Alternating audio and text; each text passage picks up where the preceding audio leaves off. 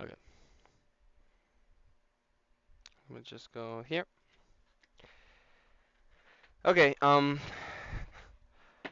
so today what I'm gonna be doing is I'm gonna be talking um about the volume number 11 of my favorite, or like my nowadays favorite manga, Ragna Crimson. And I have it right here. And well, the story about this like how I bought it was that I bought it through Amazon, like days after that it got released. I think up to to the day like buying the mangas and all that. And I just want to do a review about it. I just want to say that which is incredible. Of course, what I'm gonna be saying, like things that I'm gonna be saying, will have spoilers of the manga, of like out of like the anime, because I think the anime is just gonna show the battle that's like um fuck, the I forgot what arc, but it's the one that's with the castle and all that, the like explosions and all that shit that's on episode 10 or some shit. Mm. So, okay. So, to be able to talk about the volume 11, we gotta go back to volume 10. So this one right here. And at the very like the very last part that we saw or that I saw was how like the elder, like the elder right here, this guy, uh comes across Nebulim, I think that's his name, however you call it. He's like, no more king. I cannot more. Just protect the progenitor. That's all we need. Oh yeah, yeah, it's on this part. Thing is directly. Please take my place and keep Lady Ultimatia safe. Don't do that, Nebulim. Yeah, that part. And the whole explosion. Chimera like just stands there, tries to attack the guy, or oh no, doesn't even try to attack him. Like she or he, I don't know, because well, that's a volume 11 thing, but for some reason Chimera like turns into a guy, as you can see on the artwork of the cover. That's Chimera, and yeah, yeah. So the Elder combines with Nephilim and becomes like this fucking powerful thing. But at the same time, Chimera. Okay, this is the beginning of volume 11. Chimera like gets killed, and the other guy, Golem, gets killed too, I guess. And I mean Golem, I think he can be reconstructed or some shit. But yeah, Chimera gets killed, and then you can see my chubby little guy right here, uh, Slimy. Slimy. They're one of the funniest part because you can see his fat ass just standing there like, um, guys. Okay. And then he just like gets obliterated, like, pah! One of my favorite parts. And then he just like goes, I think, to Chimera, sees her and says like, "Hey King, I'm gonna bless for you." And and then it just continues. And what other thing? Yeah, they just like fight and fight like, bah, bah, bah. I was doing all the noises like not even in my head. I was doing them. My mom came in my room and she was like, "The fuck you doing?" Yeah, so Chimera basically like turns into this emo, this cause tonight's gonna be the night. And then what I imagine it was like the song in the background was the why does good girl like bad guy? Okay. Oh well, but yeah, it's just he does this fucking power like darkness, magic, war collapse, and then bah! And destroys the fucking tree like this guy. That is like the combination of the Elder and Nephilim. Nephilim, I forgot his name. I mean, yeah, I don't know how to pronounce it. That's the thing.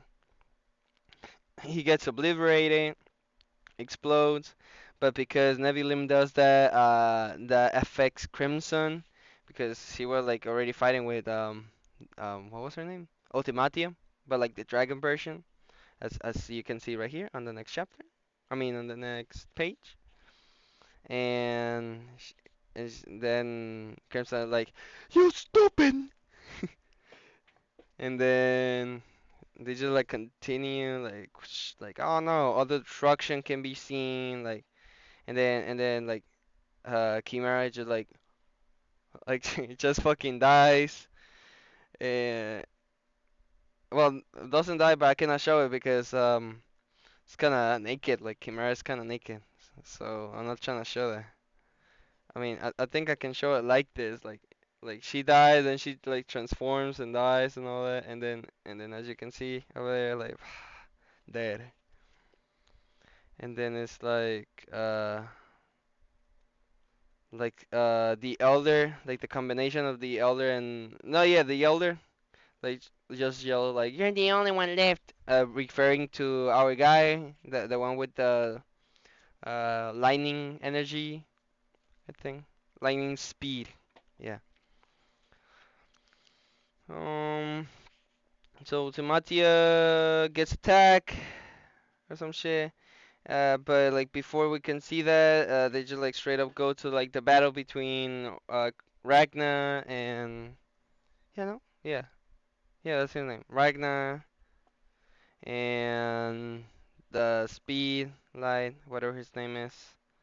Then we just like go like oh, holy fuck this, and then we're introduced to this character that's supposed to be dead, like straight up, like I am dead, like not even like I mean there's like I'm jumping all over, but it's like oh yeah they have the fight. Ultimatia gets like injured or some shit. Like the lady that was the mentor of the girl that was blind and didn't have I mean didn't have legs or arms. I forgot her name. That was like this Ragnar had a crush on, which is weird because he oh but okay. Okay, it doesn't matter because he had a crush on our girl, on the real one. I'm not into the heroine. Like that's the name that the author gave. Like, oh yeah, it's the heroine. She's not gonna die. She's like the heroine, and we're like, bruh, kill yourself. I thought that the heroine was the little girl or the girl that looks like a little girl. That's the real one. We don't want that other one. So it continued like they fight like lightning got battle arts. That's like the guy, and then next thing like oh no the power. It like no I told you not to do that. And then as you can see it just like gives us the flashback like when he was like younger or some shit, but he joined the group. He joined Ultimatia's bloodline. And then that's when the guy with the lightning meets dead, and it's just like, okay, whatever. Oh wait, it's right here. Oh, the massacre god Gilcia, Gilcia, or whatever.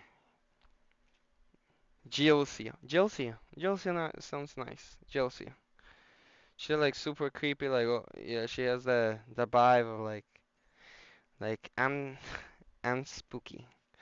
And then Gilcia just tell her like someday you're gonna die. Like I am inevitable. Like that is inevitable and in time or some shit. It's right here. Where's the line at? Girl, girl, where's? Doesn't matter, I think. Oh, that is well. She says I am absolute and inevitable. Like, bruh, shut up. The author was watching some shit, and then after seeing that flashback, we go back to like the main story, and we see the whatever like the spell that was like lightning some shit. That was the one that we saw. The name lightning god battle arts. Just turn this guy like into this form, like supreme or some shit. He just says square up right now, and then he attacks and like pa pa pa pa pa. So the battle continues, and Ragnar like tries to block an attack, but he doesn't. So he get his head off. I guess you're like ah. Well, no, he was like trying to block it, but bro, it's like a sword, like whoosh, like your hand is gonna do nothing. He just went like that. Like, oh no, you ain't gonna do nothing. And so it just continued, like, yeah. And then this guy thinks like, alright, I'm already done. This little rat is already dead. Ah ah ah ah ah. But in reality, he's still alive, because of the sword. That's why the sword like gave him like superpower. Like, oh, gave him like superpowers or something that didn't let him die. Oh wait, no, no, he did not die because he was not killed by Silverin, which is weird because he should.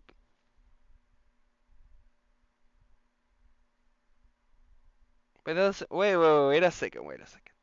Okay, so to recap, Ragna is part of Ultimatia's bloodline, but has a sword inside of him made of crimson or some shit. Oh, okay, okay. So that sword, my bad, my bad. That sword was already inside Ragnar, as we can see when he like gets old or some shit. Like the sword was already inside of him. Like he was just fighting so much that the sword that he had just like combined with him. And at some point when he gets old, then he like Ragnar and his group are like, okay, we're gonna make you part of our bloodline, and then he like, nope. He like stabs himself to die. But then Crimson comes like, hell no, I'm not gonna let you. And then that's the old man. Then Ragnar now has the power and is part of the bloodline too. That's why he can move when Ultimatia um stop times or she reverse times or some shit. Mm. So yeah, forget what I said. He was not killed by Silverine, therefore, he's still alive because he's part dragon and the sword gave him like the power to like not die. I guess it was those two things. So I guess that's a good explanation. What other thing? Yeah. So it's like a bunch of talking. I love this. I love this like part where it's like this guy, the speed guy says, "How will you beat me in strength, speed, technique?" Because Ragnar was like already injured, was like on the shit, and then he just said like, "All you do is talk." No, no, no. Ragnar like responds to him like, "All you do is talk. Is that your power talking? Like right here, bro." And what I thought about this part is like, it was so badass because I thought like talking, like the way he said it, like is that your power talking? Like I divided those two like in two parts. Like is that your power? Like is that all you got? And then talking, but like talking in fear. That's what I thought about it. But in reality, is that your power talking? Like that is like Ragnar's making us an assumption that like, bruh, shut up, let's just fight. You're just talking. That's your power somehow? Or some shit. Okay, let's continue. And yeah, with the badass position, like, come, I'll show you my anti-monarch move. And okay, whatever. And then we go back. We go back to Crimson, like just like crawling to the gun, as you can see right there. He's just like, oh, I gotta get there. I gotta kill Ultimatia or some shit. And this guy's crawling, and then again we get a flashback about Ultimatia's past. I feel like this is not relevant for the main story because I mean it builds up like the character, of this guy, like the speed, like and Ultimatia to make you like say like, oh, okay, they had like a connection. That's why they act that way. That's why they act so personal, or why Ultimatia hasn't killed him for all the times that he has like act very goofily, right? Like a goofer, like a goofy goober. And then I didn't understand it. Like Ultimatia just like I don't know, we had a flash of her past or some shit, and it just take us to like to this point that it's like Ultimatia, like in I think on volume 6, 7, 8, or any of those, they explain us that Ultimatia was one of these healing like people that heal like soldiers, and they were sent by God or something. So Ultimatia became like an old one, like a wise or like one that had more knowledge and all that, and she was guiding the ones that didn't. And so we can see I think in one of the parts, one of like on the book, Ultimatia makes the question that this one like asked right here. I don't know if you can see it right there. Oh, right there. Well, it doesn't matter. I'm gonna read it either way. But Ultimatia like says to the girls like we are going to assist in the healing of this man, and then a girl responds to her, the person I was just healing has only moments left to live. And I love the reaction, like her eyes open, because it's exactly the same thing that she thought. Like oh shit, that's what I thought when I was like you, like unwise or some shit, like that I didn't understand, like fully understand what we were doing. Um, and then she explains like calmly, like oh yeah, we're just healing these people. Oh yeah, I'm just explaining the backstory, even though like moments like ago I said like it's irrelevant, but why not? So basically, like yeah, they heal that person, they go out, okay, they like just start walking, and then boom, explosion on the church. Yeah, it's a church, it's not a hospital.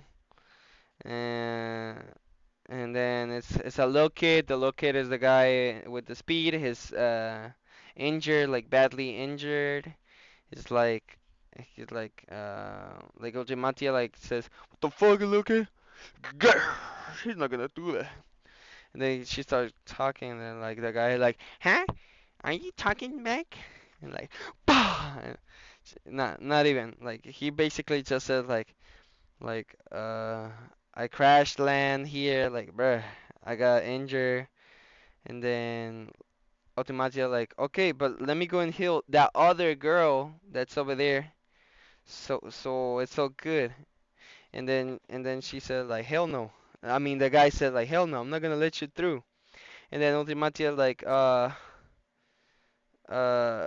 oh, if you let me heal that girl, I will heal your injury. And then he gets like mad because he's like, I'm not gonna let anyone uh tell me what to do or some shit, something like that. It's because he doesn't want to. It's somewhere here. Oh, he doesn't want to be on debt with anyone. Like he never wants to pay back like anymore, like to anyone, because he was like a monster or whatever. He didn't want it to be born or some shit. Uh, okay, whatever. I don't know. Say, what's criminal? You did force stuff for debt on me that I can never pay back. Yeah, like the debt was like, oh, he became like a mad child, and I'm not. I'm half of the book. Like literally, this is what I'm explaining. So then we go to like Ultimatia, like the guy said like, get your bitch ass out of here, and then Ultimatia like starts running like, oh no no no no, they're gonna get me. And then this part, and then the guy, the speed guy, but when he was a little, just like like plummets or some shit. Like he just goes to the ground, as you can see right there. And he's like, bruh, goofy a lady. I mean, from all the people that I've seen that are like the same as her, This is the only the first one that has more like human thought than any of the girls. Let me just drink some water. I'm doing this at 11. Wow. Because I literally just finished it.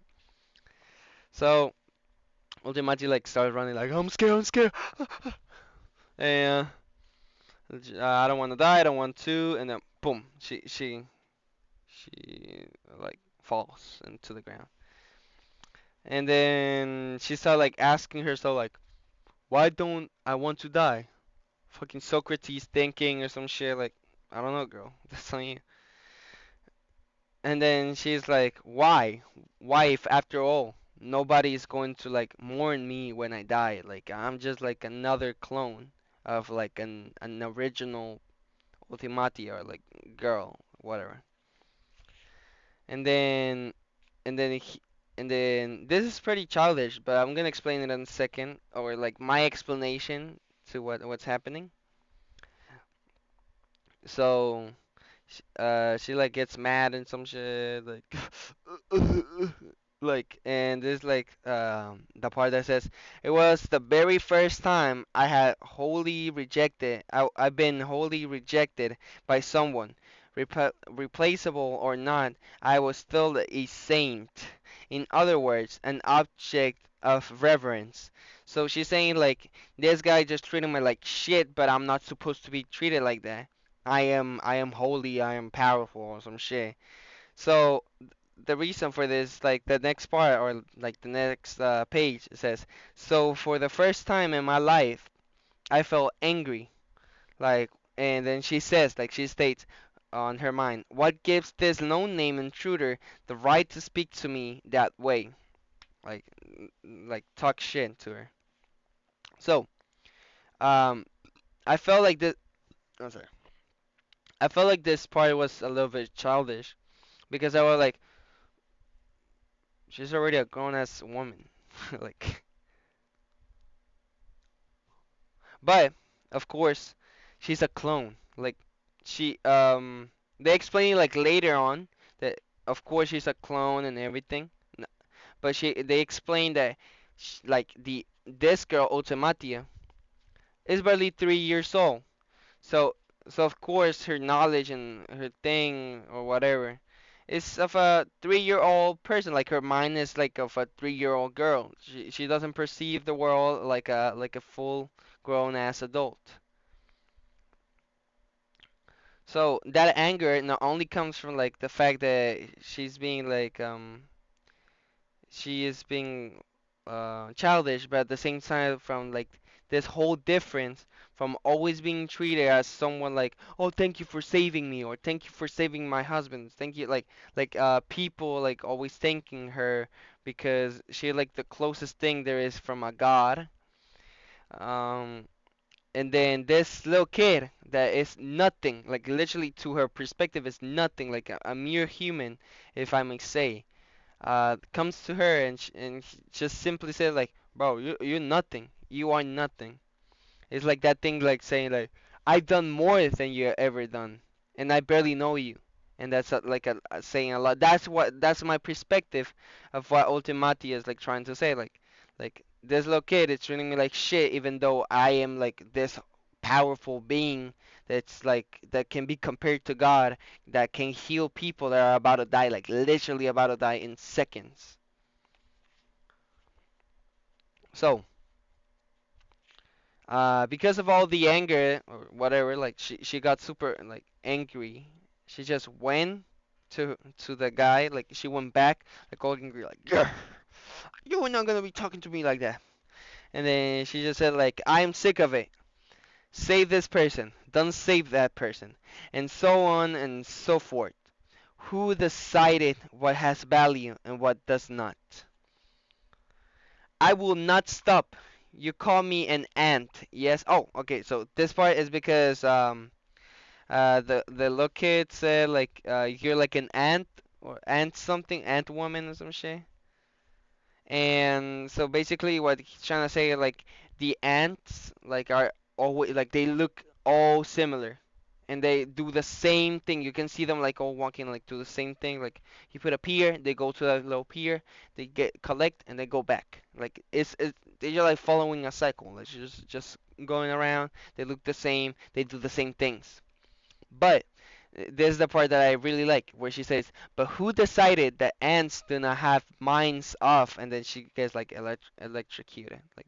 Like it's so goofy. Like it's just like shut the fuck up. And then the best part, like when he says, "Then die, you moron."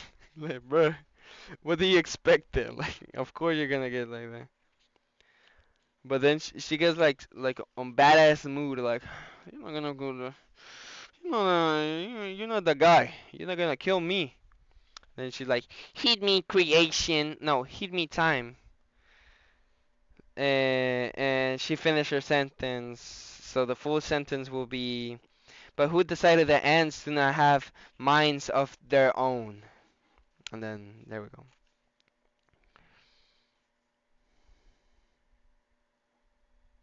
Okay, and this other part is very meaningful because it builds like the character, or like the ultimatia that we see later on the manga, to my perspective, because she says there will be a replacement ready for when I die. If I cannot change the fact, then I at least wish to choose whom I save. Which this is like, to me this is incredible because it showcases like what she was saying on like chapter 6 or 5 or whatever of Ragna Crimson, on the castle, like the fight of the castle, where she said like, I just wanted the people to like die without like suffering, like they die without suffering any pain. So like she in her like twisted mind, if you may say, or like in her perspective, she is saving them from the pain of dying. That's like the this part to me is important because it builds up to the character and how she wants to like save the people that she can, and she doesn't care if she dies. She just wants to save them. And this another thing that's important, like, and right now I choose to save myself.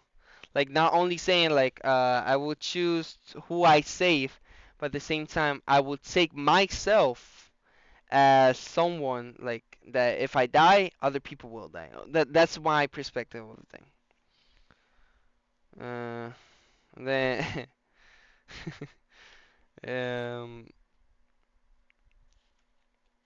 like, and it builds a character like from being this ant that's always like this ant, like that metaphor, like an ant that's always following like what is correct, what it should be, to like ultimatia, like to like the creation of ultimatia, like she is gonna be her own and she's not gonna follow anything.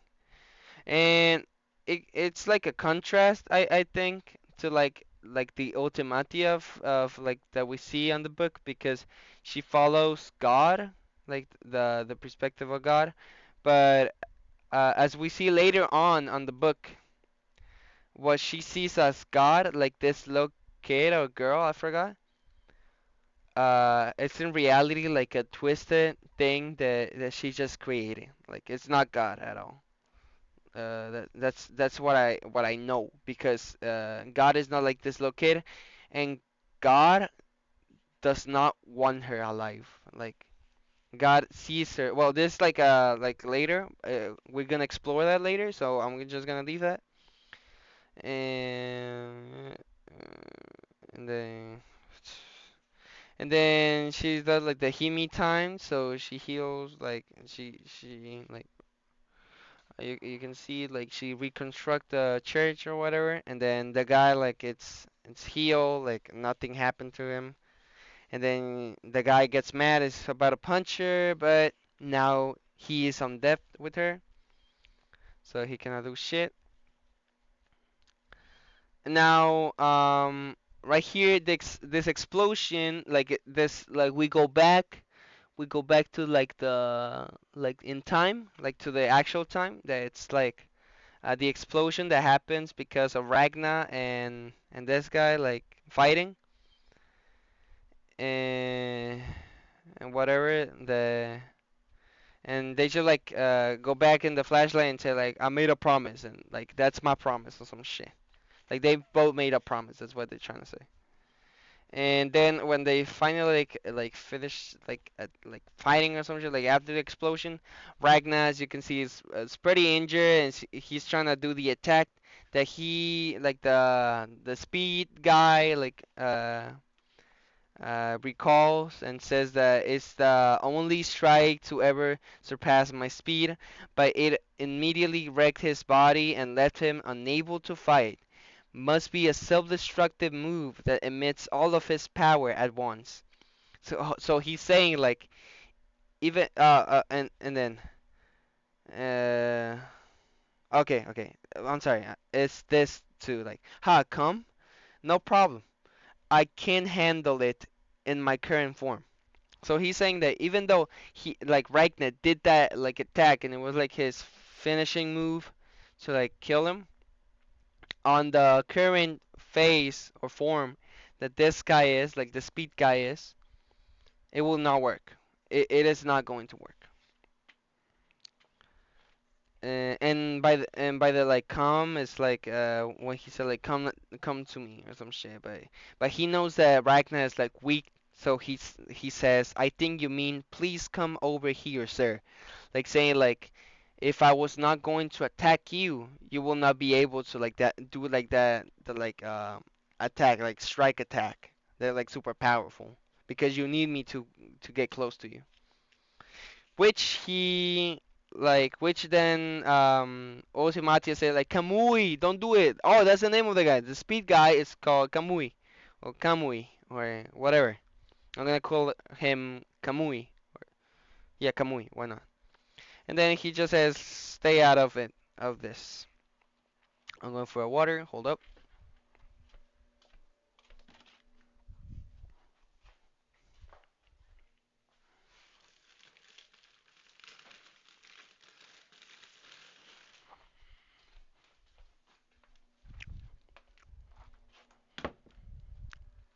Okay, I'm back. I am so sorry. I just wanted to go for a water. I don't know, 30 minutes already. I am this long. um, he basically like turns, like starts turning, as you can see, like from this part into his dragon form, and as you can see, it's his dragonization right there. And he just turns, and Ragnar says like shit. He has some powerful like attack. Like that's a powerful attack. The only way I'm gonna win is if I surpass the like if I get like the purest qualities of Silverine and compress them into the briefest of instants. So basically, he says like I gotta do like my attack faster than light, as you can see in the light right there.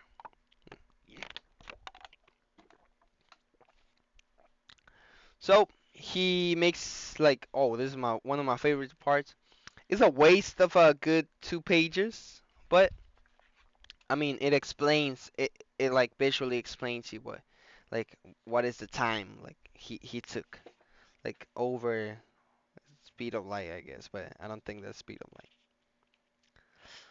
So he just like does a double attack, basically like in 0.000000001 second, if I'm not wrong. Let me see. 0.0000001 second. Yes, 0.6 zeros and one. That's it. Uh, so that from far away, I forgot her name. I'm just gonna call her that. Just seeing the battle right there, and it's like, well, you are done for, little bro. And he realizes, Kamui realizes of that, and he says, well, at least my last attempt is going to help Ultimatia not die, like keep her alive. And that's what he does. That is what he does.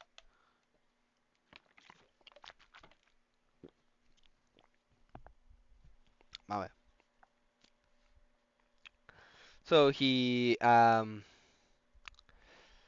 uh he attacks the sword, but it might seem like he attacks the sword, but it might seem like it, but we're gonna go back to it later. Like he does an attack to like Ragna's sword, and it crushes the sword, and then there's like big like explosion, like like all the power is like getting in to make an explosion, like pa. And then because this guy Kamui died, this Ultimatia like, hell no, stop it, and on her dragon form, as you can see, and she's like, I'm not gonna let any of my friends die, and then she says, hear me, all creation. But before, well, she finished the sentence. I did not understand that. She did finish the sentence. Um, but either way, like she was like heavily injured. So when she did that, like the human creation, she used like her last amount of like her the last amount of magic she had, as we saw like not only in the manga but in the anime, when Nephilim says like if she uses a lot of her like magic power or whatever, she can run out of it and she can die.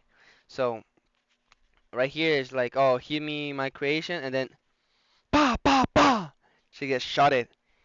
And who would have thought that the one that shot her was not even like gonna be or Ragnar or Crimson, not even Slimy. It was gonna be the dragon twin, the girl that was like a the twin of the dragon, whatever is gonna be shown.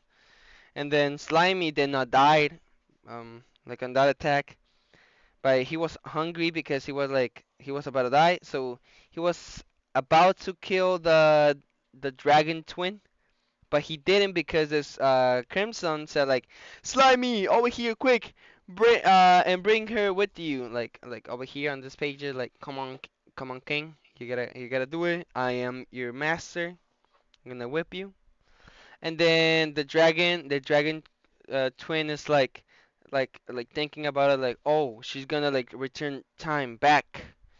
I should not shoot her. Like I should not shoot Ultimatia because it's gonna like if time goes back, my friends are gonna be alive, so I'm gonna see them again. So everything's gonna be good again. But that doesn't happen. She ends up shooting at Ultimati, as we already saw. But I didn't understand why. Like the why. Mm. Not only I didn't understand by Slimy, because as you can see the like shock of Slimy at the same time. Like she shoots at her, and then all she has to do is not pull the trigger, and then you can see right there Slimy like super shocked, like of her reaction of crying, like starting to cry. And I was like, huh, what happened? Oh, wait a second, now I know. Now I know why. It just came through my mind. If you remember, if you might remember, Crimson had this like ability or whatever on like chapter 6, 7 or 8, and like when we went to like the base of this guys, like these people, I forgot their name.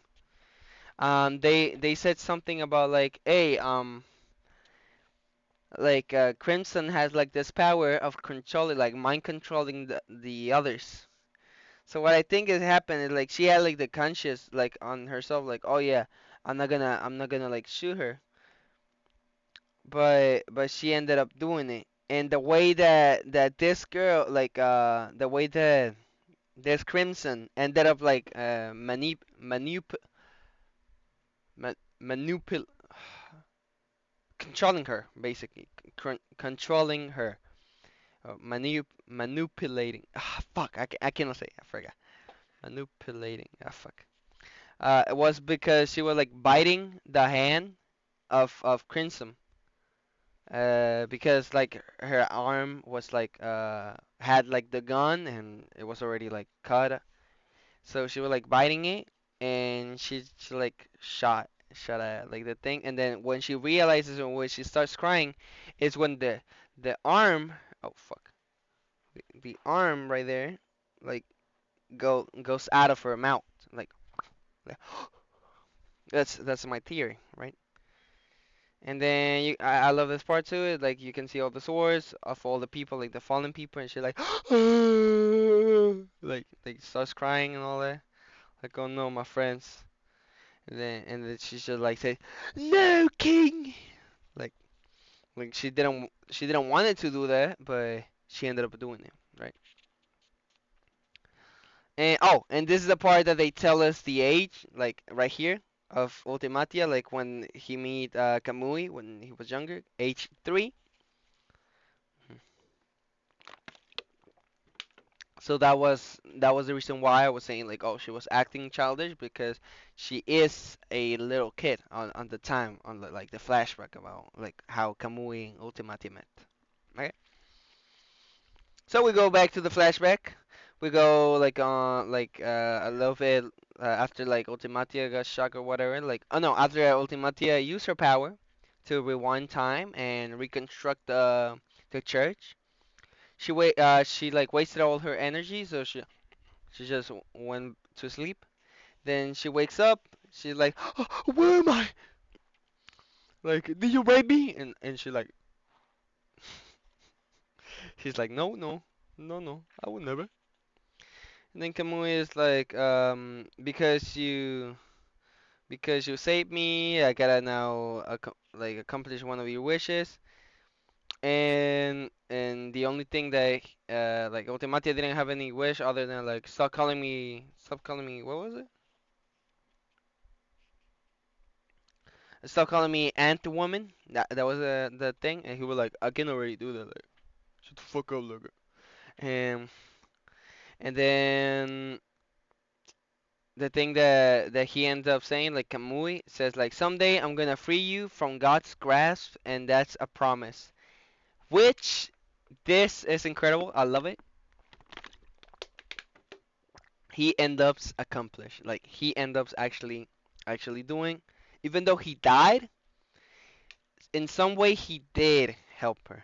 Because as you can see, Ultimati is like all injured and like, oh, I'm dead, and she like starts like going forward, like but like looking for shadow, but it's literally like a whole place that has like all light. There's no shadow. There's no nothing. Like it's all empty of houses or any shadow, like any possible shadow. So she's like basically like going to God, like seeing God in her last moments, like saying like, and God is like, bitch, I sent you for something and you ended up doing the opposite. Like you were supposed to help people and then you just thought the others ultimatia like to act somehow like you and you ended up like killing like a bunch of ultimatia, so like most of her deaths are on her hands, not only those like ultimatias but other people.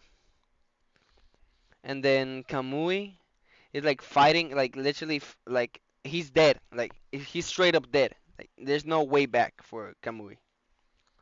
Well, I don't know. I haven't read number 12, 13, and 14. That's like the latest one because they're in Japanese and they're not here, so I cannot buy them. I cannot buy them through Amazon. So whatever. So she says that the only thing she wanted was like the other like little girls or like the other women like well the other like clones to love themselves, right, to love who they were, and that was all she wanted to teach them, which ended up like being super incorrect, like. And then this was like and then she like debating between like her actions and what God wants. So her actions were like, I just wanted them to like teach themselves to love themselves, and then but God didn't want that. They just want he just wanted or she just wanted the clones to like follow. the same thing. And this is the thing that I'm saying about like God, like the God of Ultimatia, or I just noticed something, but okay. The God of Ultimatia is in reality not a little kid. Like it's an like you can see right there, it's an old ass man. And then right there, this is the thing that I just noticed. If you can see clearly, there's like a man right there. Fuck. I'm just gonna point it right there. There's like kind of a man, of a person. Like it's kind of a shadow, like sitting on a throne, like that, like that. Yeah. But yeah, so Ultimati is like a version of God. It's like a little kid, and it did not look like anything. So I believe that that little kid is just uh like uh like a creation of her twisted uh, dark fantasy. I'm playing. Yeah, like a creation of her twisted mind or some shit. Like of her like saying like I am following what God wants. It's all this like well to me this just reminds me to like this belief, this American belief I think that was like the belief that like the people that were from the east and moving to the west were like moving because of God's will or some shit. I forgot like, and there's like this famous painting or whatever that like all the people moving. There's like this angel like just leading them, and that's basically it. Mm. So this reminds me to that. Uh, and then this shit is weird because then Ultimatia like it's just looking, and then she sees this girl that I did not show in the last page, but as we can see there's like this body with some flowers and a head, and then that body with flowers just puts the head of an Ultimatia, and then a new Ultimatia is reborn or something like that. It's weird. I don't know how to explain, but she says that I am that which does not yet exist, that which shall one day be born, or what you will call the dragon god, my dear big sister. Like, okay, okay. So it's just telling us that at some point, there's gonna be this Ultimatia that's gonna be younger because we already seen younger Ultimatias. That is a the god, the dragon god or whatever. But that person is not the god that we've seen on Ultimatia, mainly because the guy on Ultimatia saw like during the fight in the castle, whatever, was like didn't have a shape or face, and did not say that was the dragon god. It was more like I'm God, like straight up God, like or something like that. I forgot. I really forgot. I still have the volumes. I'm thinking about like reading them all and then do a video about like talking about all the entirety of the franchise up to this volume that's like the latest one that has been translated to English. And and and I don't know this part because I'm confused. Because I'm really confused about this part because I don't know if it's a flash forward or a flashback, you know, because you can see that the girl like ended up like I feel like it's just like the creation of like Ultimatia's mind. Like it's just everything just going in her mind, like inside of her mind or her head or whatever. Because this god that's like the dragon god is the one that calls Ultimatia or grants her like the name and says like Ultimatia, meaning the wings of God. So I think that's like the like Ultimatia somehow ended up dying with Kamui because the Kamui that I see it's not the one that is seen on the fight. It's not his final version or whatever. If I'm not wrong, let me check real quick. Let me check. Not e- not even close to his dragon final version or whatever. A little bit of money gone by my son. A little bit of money gone by my son. A little bit, that's all I need. I don't think so. Yeah, I don't know. I don't know though. I will say that it is not, but it kind of looks like him because he has those hairs and like his forehead, whatever. Yeah, no, forget it, forget. I think that's like uh an after, but then it's like but then like the next chapter is like the next page is like if you want salvation, just give me your hand. Like that's literally it. And I love this part. Like if you want salvation from this like from your debt, just give me your hand and I'm gonna save you. And then as we can see, she's like about to die. She's literally like on her last like moments, like uh, give me unto me once more your salvation and salvation, salvation, salvation. I love this part because like showing that it's like empty, like there's no one, there's nothing. And then out of nowhere, like she's burning, she starts to burn, like as you can see, like next page, she's just like burning. Oh well, she says I feel so stupid because of like asking for someone's salvation even though there's no one. And then she's gonna die, and like God is gonna punish her. But then out of nowhere, like after she is even like burning like to death, the sword like this thing that appear like whoosh, just like gives her shadow and she's like oh finally shadow and then she can finally rest like get her energy back. Of course she's not getting it but like right now but you get the point. And I don't think she is safe, like I think she died but I don't know.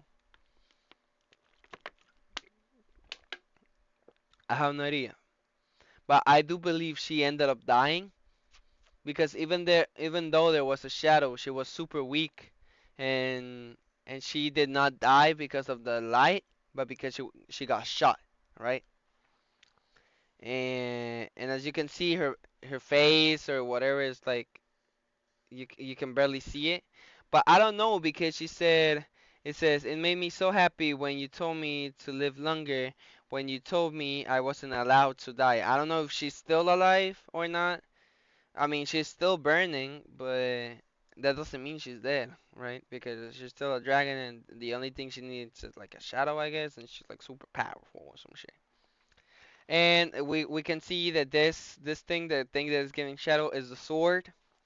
So it ended up being true. Like he ended up like the promise that Kamui did to Ultimatia ended up like happening because she was going to be punished by God, but then because of the shadow, she didn't die, so she still have like this time or this whole thing to like never get like to fight back. To I just realized I have my brush right. Um, eh, I don't know. I don't know because this whole part is like she might be dead, she might not be dead, and then the part that is like the most like I don't know is this one that's like showing the feather, and sometimes like when they see like I don't like something like flying or dropping or some things like in the manga or anime, It's mostly like, oh, you see that like that leaf like leaving and then whoosh, it just like gets to the floor. That means that that character died. Or you know like the water drop and then boom, and then I don't know like a character just like turns like and then you know that like they died like a secondary character died or like a first character died or some shit. I don't know. Mm. And then it ends up like being like oh everything everyone's dead. Like other than us everyone is dead. So it's Slimy, the Dragon Twin, Crimson, and Ragna. And as we can see, Ragnar like super depressed. He sees like a little stick. At first, I was like, "What is that stick?" But it's not a stick. It's like the handle or like the part where you like grab the sword. So like the sword that got destroyed because of Kamui's attack. He's like super sad about it. Grr. But uh, it's gonna be important for later. But uh, well, I'm gonna tell you about. Well, no, I'm gonna tell. The creator, like in one of the mangas, like on the body, like on the extra part, he said like, oh, the heroine died or something. Uh, but is she really or something like that? Like that, like my plans of the heroine is like she's the heroine and she's not gonna die. But like she's gonna be still in the story, but that doesn't mean that she's not gonna die, like or she's not gonna apparently die or things like that, right? And mm, and then Ragnar's like, oh, I'm just so weak and like so I'm not regretful, I'm just sad. Like okay. Oh yeah, it's because like the past Ragnar talks to the future Ragnar and he's like, are you regretful of what you've done? And Ragnar like, no, I'm just sad. Like all hippie, like, oh no, don't worry. Then you can see like he's like on the water tank, like getting his energy back and whatever. Like, and then he's like, come with me and Chimera. And then this the part that's the reason why I was explaining. Like Crimson opened the door, blah blah blah. They go to this place that was like the I think the base of like the people. They just go to the hideout or whatever, and then boom, Evangelion reference. Oh my god, hell no. Nah, nah. You get to see like the girl that was supposed to be dead because they poisoned her. But in reality, it was not all poison. It was not poison. In reality, the guy didn't have poison. He had chemicals. He had chemicals, okay? That was the difference. Like, chemicals are different from poison because you can heal from chemicals, but not from poison.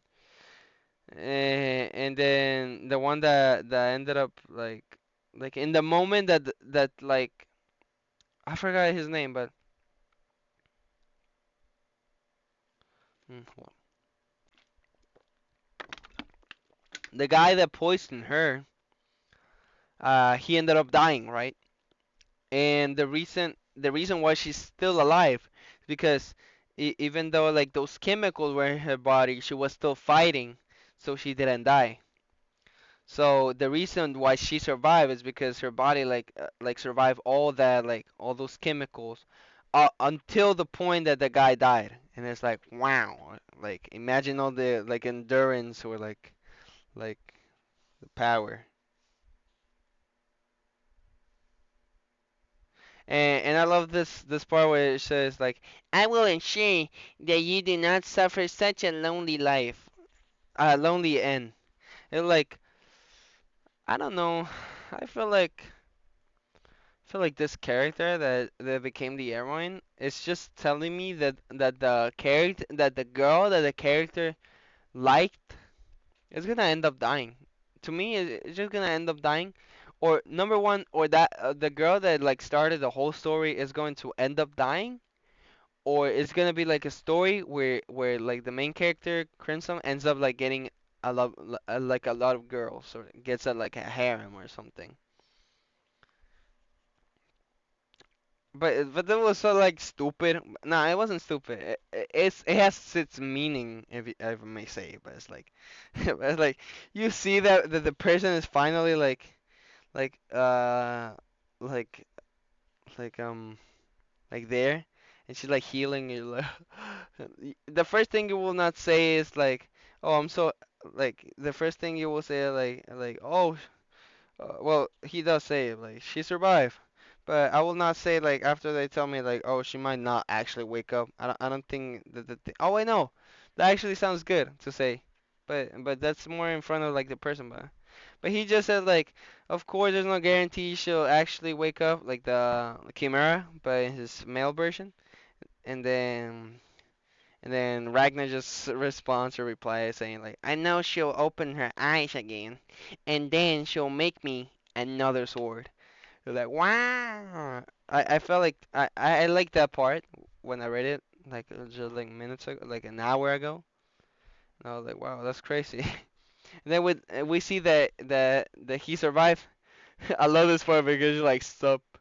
I made it like a little meme. A meme when I was like reading it. I was like me seeing my friend after he tried to like not age. When he was gooning too hard.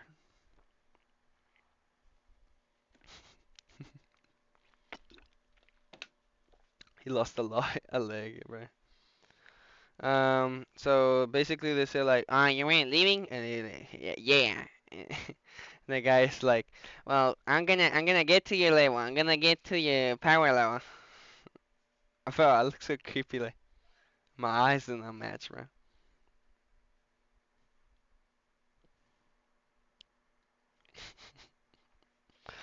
And this is the end of the chapter. Um, I'll be waiting up ahead. Okay. And then they give it like a little bit of like backstory that is like straight up useless, like not necessary to know. It's just like backstory, you know. And then we finally, after because I wanted to see it's because I started the story because I was like, oh, Ragna is trying to save this girl. I forgot her name. Leon or some shit. Um, this girl from dying, but then he just left her. I was like, what is the point? What if she ends up dying because you left her? Left left her. My bad. I'm sorry. I'm just carrying on. Then we finally go back to like the story. Like I I I really I would really but really love that when Ragnar comes back and Leo, I think that's her name, yeah, like sees Ragnar, he like she avoids him like totally because imagine like you're like super connected to someone and then that person just leaves you because you're like I gotta save the world, but I mean you gotta understand Leon because she doesn't even know what Ragnar is talking about sh like Ragnar literally got like like powers out of nowhere and Leo was happy about it, but then those powers took him away from Leo. Like he literally went out because he was saying like, if I don't kill the the whole bloodline, I'm not gonna be able to be have like my happy life with you. I'm like, okay, whatever. I mean, I I mean, I didn't wanted it to be like the story of like the I forgot the name, but it was this anime that was like about a slime that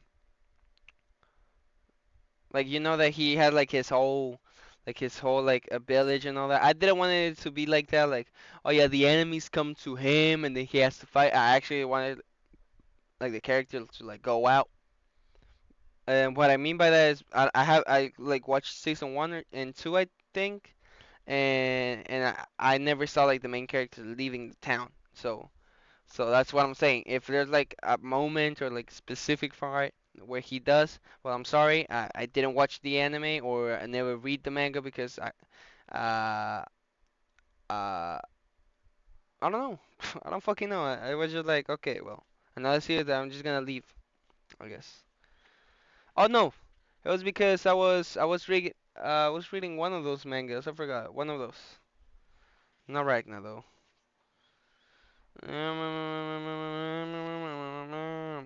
And then we go to like this story where it's like we just go back like in the same time we just go back to Leon and like the group and the second second strongest in the town. I forgot his name. That he's like super rich or some shit. They like just came back from like hunting dragons or some shit. And then bruh, if Ragnar told Leo what he just like went through, Leo would be like,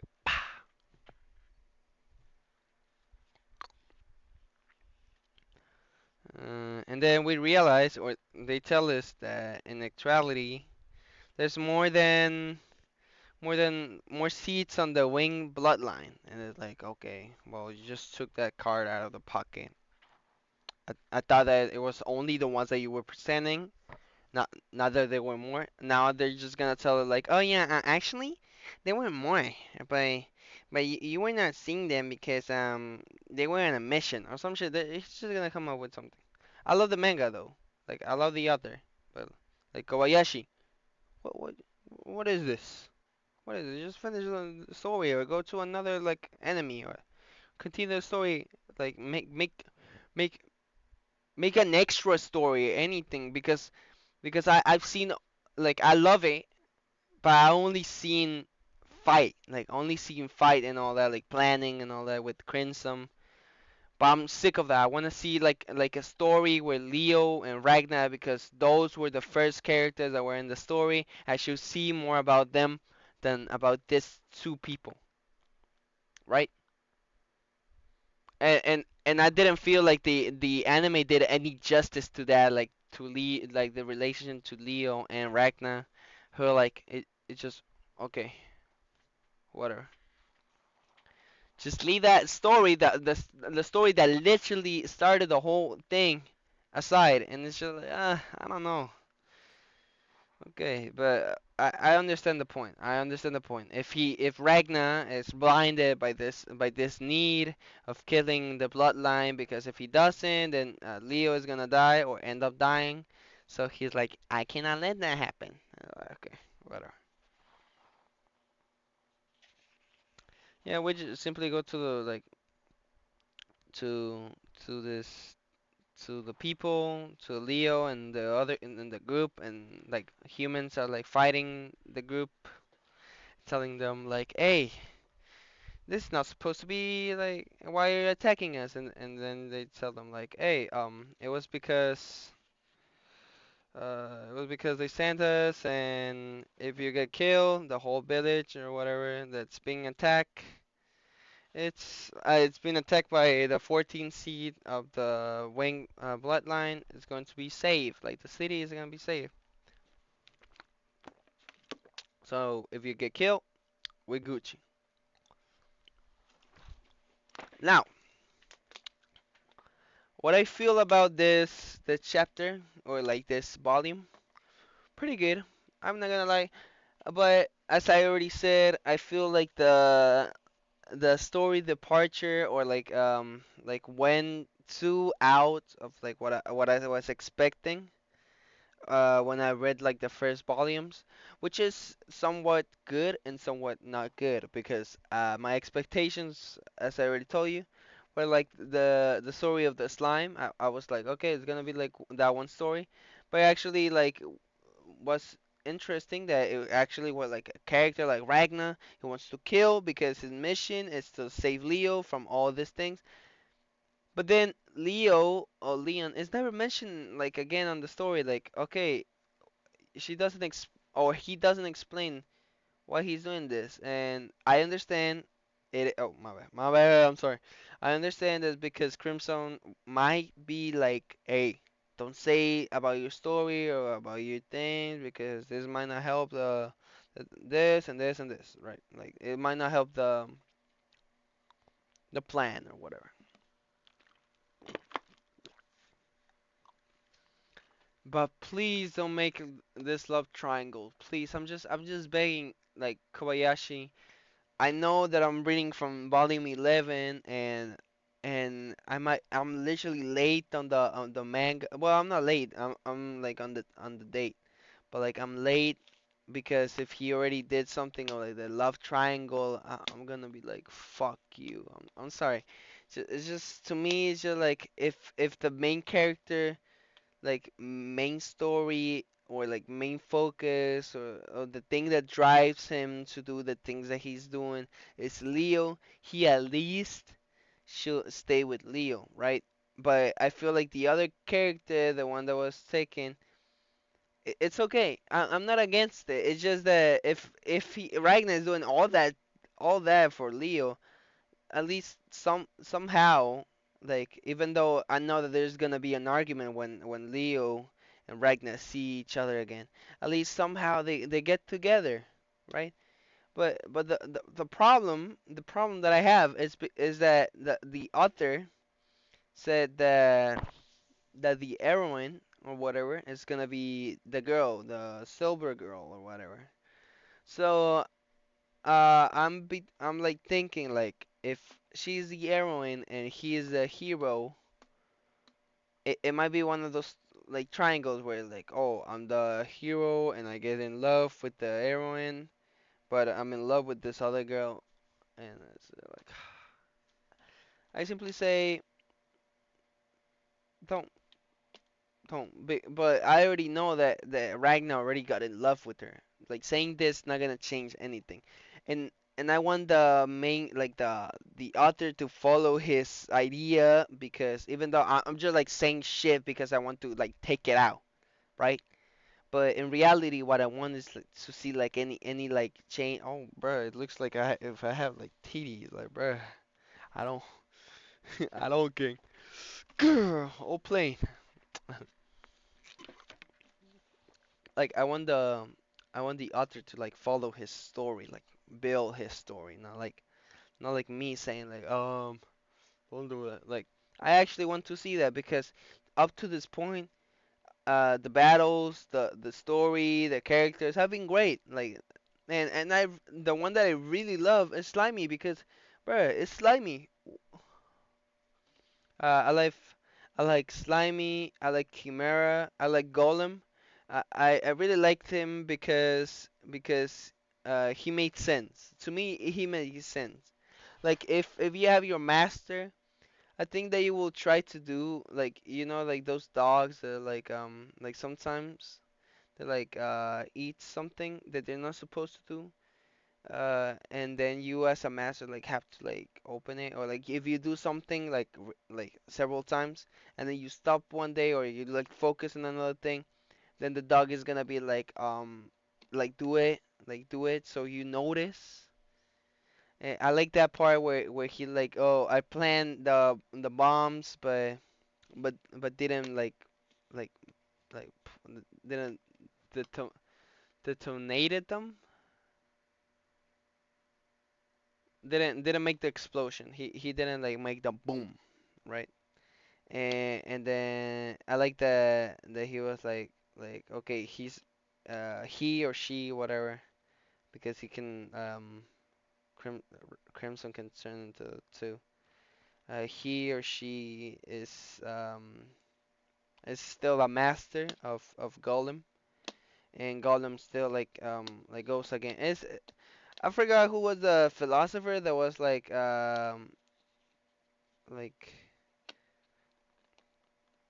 or whatever it was something like the powerful will always be seen as powerful until there's a sign of weakness or something like that. I forgot. Something like that.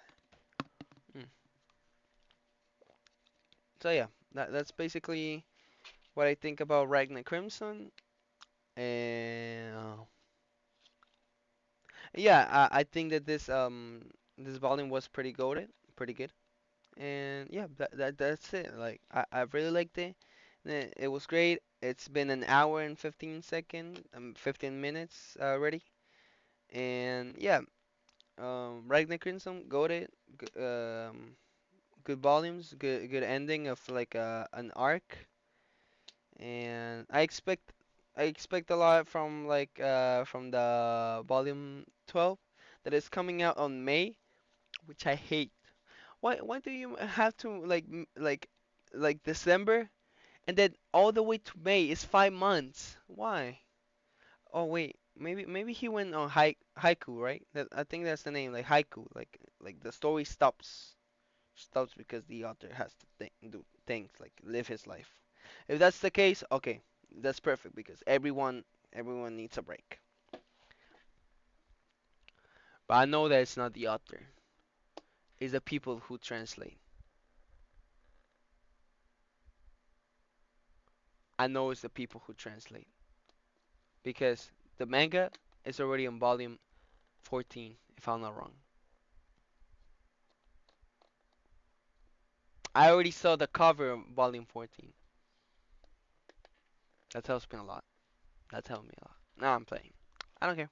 It might be because of the anime, like the anime coming out. It's just like, oh, now people, we cannot like on the United States, we cannot send more of the manga because in the people like we want the manga to go super well on the West, so like on Western culture, like Ragnar Crimson, and then we put this like the like $12. No, that's not gonna be any more. It's gonna be 30. Like, bro. But if they're gonna do that, at least give me a little bit more of the story, right? At least give me like one or two more chapters because normally it's only four. If I'm already paying like $12, uh, and you're gonna put the price up at least instead of putting me like four chapters, put me like six, seven, eight chapters. It will be fine. You can put the price up, more chapters. Well, thank you. That was my review about the volume number 11. I'm not gonna do one, two, three, four, five because no, I'm tired. I'm not gonna do that shit. I already read them, and it's more interesting if the actual person reads them. And they already like half of them, like up to I think volume 6 or 7, are already being animated into the anime. So, I mean, just fucking read the manga or watch the anime. One of the two things. Okay, bye.